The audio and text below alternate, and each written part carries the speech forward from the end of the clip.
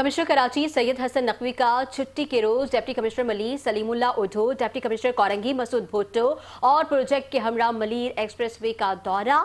इस मौके पर कमिश्नर कराची सैयद हसन नकवी को अफसरान की जानिब से जारी तरक्याती मंसूबों पर ब्रीफिंग दी गई है। कमिश्नर कराची सैयद हसन नकवी ने तरक्याती कामों पर इत्मीनान का इजहार करते हुए कहा कि एक्सप्रेसवे पर होने वाला तरक्याती काम फौरी तौर पर मुकम्मल किया जाए। मलीर एक्सप्रेसवे कराची में एक ज़ेर तामीर एक्सप्रेसवे है जो 39 किलोमीटर तवील होगी। एक्सप्रेस वे के पीटी इंटरचेंज से शुरू होकर काठौर के करीब कराची हैदराबाद मोटरवे पर खत्म होगा।